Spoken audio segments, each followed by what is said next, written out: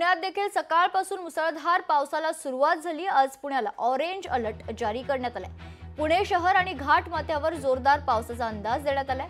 सकाळपासून सुरू असलेल्या पावसामुळे पुण्यातील अनेक भागात वाहतूक कोंडी पाहायला मिळते। तसेच बऱ्याच ठिकाणी पाणी साचले। पुण्यातील याच पावसाचा आढावा घेतलाय आमचे प्रतिनिधी अमोल धर्माधिकारी यांनी। पाऊस हा पुण्यातल्या अनेक भागांमध्ये सुरू असलेला पाहायला मिळत आहे। आज पुणे विभागाकडून पुणे वेधशाळेकडून पुणे शहर आणि घाट माथ्यांवर येलो अलर्ट देण्यात आलेला आहे। आपण पाहतोय सकाळपासून मुंबई त्याचबरोबर राज्यातल्या इतर भाग आणि पुणे या ठिकाणी पावसाची जोरदार बॅटिंग सुरू आहे आणि त्यामुळे जनजीवन आहे ते काहीसं विस्कळीत झालेलं आहे। सकाळपासून सुरू असलेल्या पावसामुळे अनेकांना आता बाहेर पडता येत नाहीये।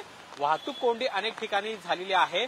पश्चिम बंगालच्या उपसागरामध्ये कमी दाबाचे पट्टे तयार झालेले आहेत आणि त्यामुळे पावसाचा जोर हा आपल्याला वाढलेला पाहायला मिळते। काल संध्याकाळपासून पुणे शहरात पावसाचा जोर हा वाढताना पाहायला मिळत आहे।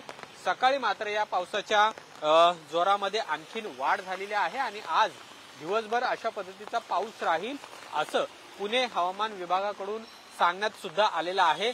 सुदैवाने कोणतीही घटना घडू नये दुर्दैवी यासाठी प्रशासन सुद्धा सज्ज झालेलं आहे।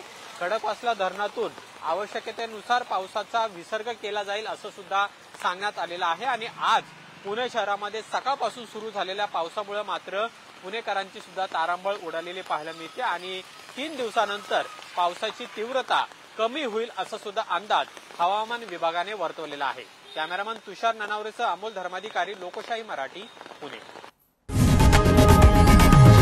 लोकशाही मराठी ऐका, पहा, जागरूक रहा।